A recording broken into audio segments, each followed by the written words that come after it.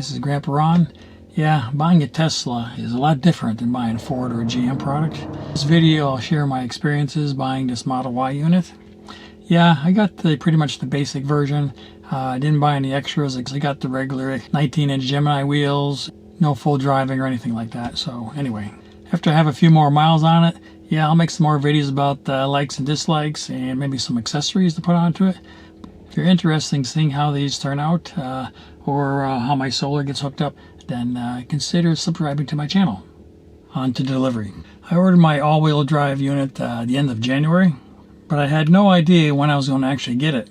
To my surprise, last week I got a call from the Carlsbad Delivery Center saying that my Tesla was coming in that afternoon and I could pick it up Thursday morning. This was totally unexpected as the factory had just started production again like 15 days ago. Besides, I don't have my solar hooked up yet, so it's a couple of weeks out before I get that, and how am I going to charge it?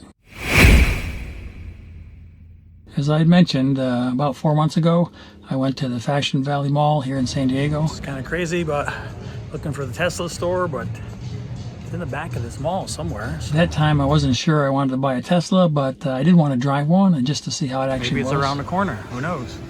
So I drove over to the mall. Wasn't that easy to find the place? Ah, I see it, finally. Yeah, the store was actually pretty small. Wasn't much in it, just some displays. They had a Model X there with the gull wings open, so I took a look at that. I was really interested in the Model Y, but however, the Model 3 is pretty close to the Y from what I heard. So I decided to take a drive on that because they had a bunch of those. We headed to the mall parking garage.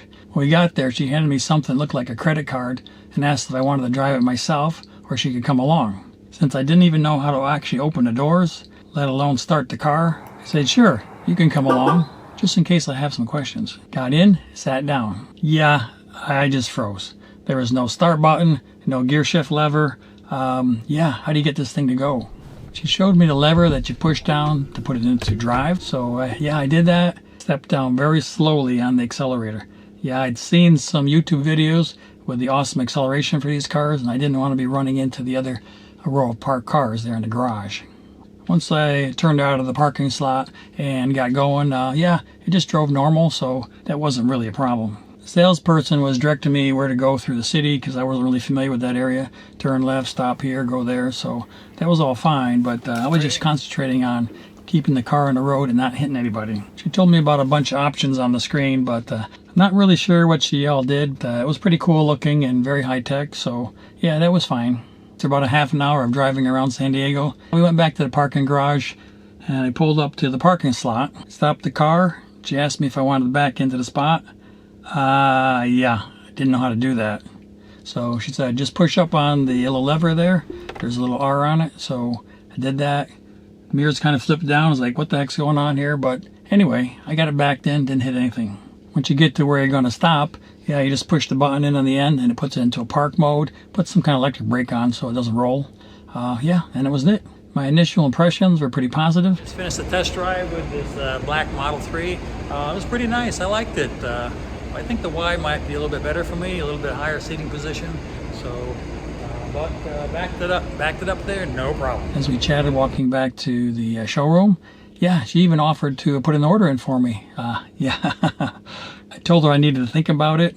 Yeah, us guys never tell girls that we need to check with our Ys first before we buy a car. A word about Tesla. Tesla is basically a software company that makes cars. It kind of reminds me a lot of Apple, where they do software and they also make phones. But the software is the main thing that makes them different than other companies. Most everything is pretty simple looking and under software control. You can see that in the Model 3 and the Model Y, where the dash is pretty empty and bare, and everything is done pretty much through the touch screen. There are very few hardware buttons and knobs here, just a few on the steering wheel.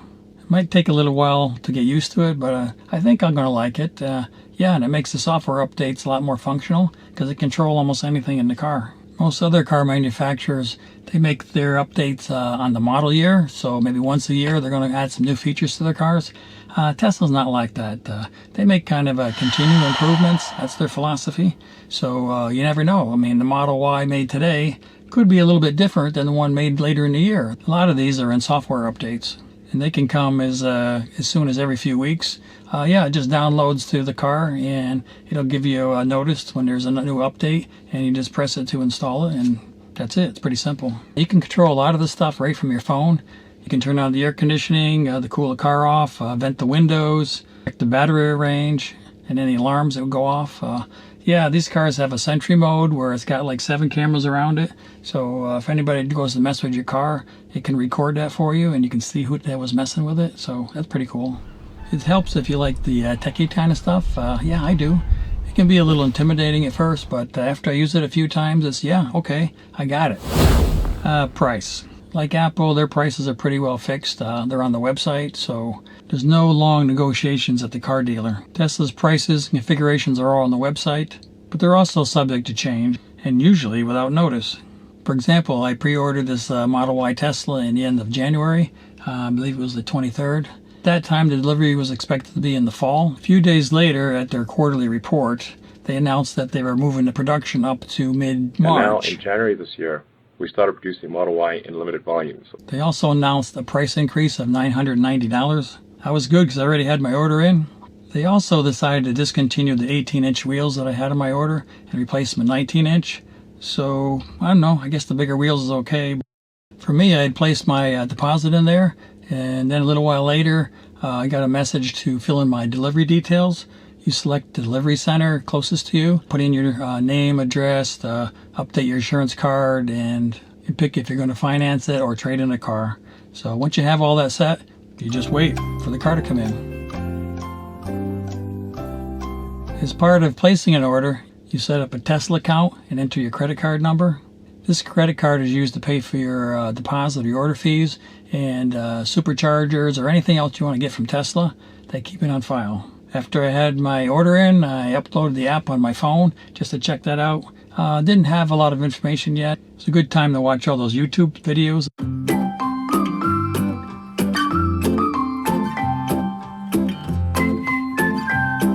Yeah, customer service is a bit different also. I had a couple of calls before delivery.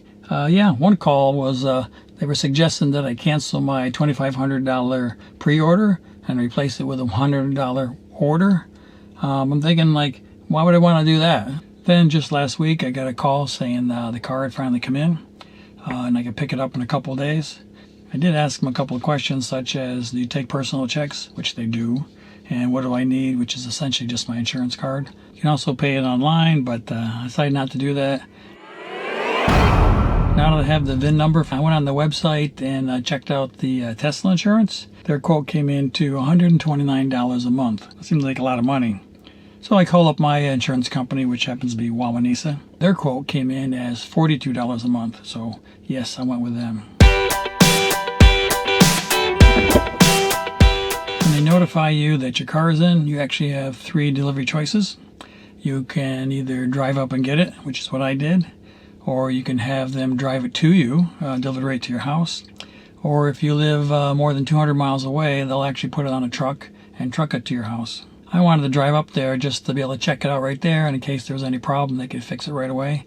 And sure enough, I did find something. Things that I brought with me was a checklist of things I wanted to go over on the car, checkbook, and my new insurance card. So we drove into the lot, and this woman came right out, asked me if I was Ronald. I said yes, and she just pointed to my car, which was just parked a little bit away. So yeah, she said all the papers you need to sign are inside the car. Take your time, go over them. You know, if you have any questions, let them know. But otherwise, just beep the horn, and they'll come out and get them. The documents consisted of 6 or 7 8.5 by 11 sheets of paper. So you have to clip right together. So I filled those out. Only took a couple minutes. Then started looking at the car, making sure everything was okay. When we bought my wife's Civic back in January, yeah, we spent must have been a half an hour signing documents, disclaimers, waivers, declining patent protection, and all that nonsense stuff that they try to sell you. So yeah, the Tesla was a lot quicker and much nicer in my opinion.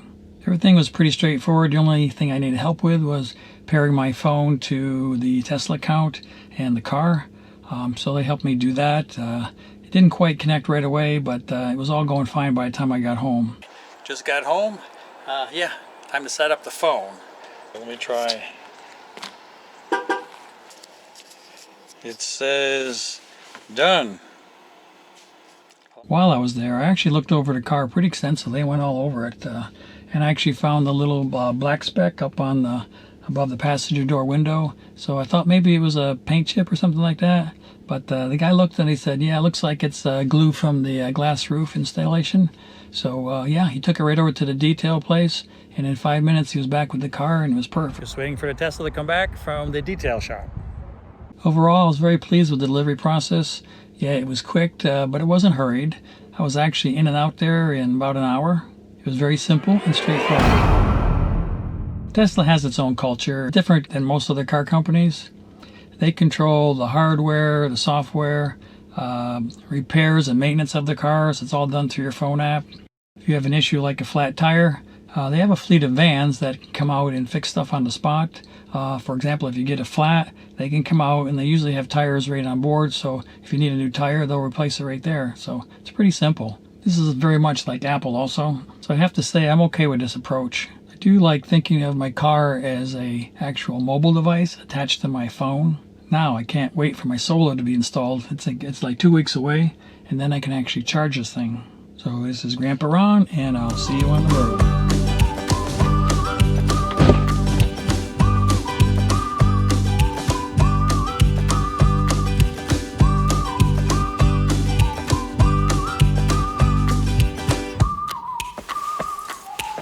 Home.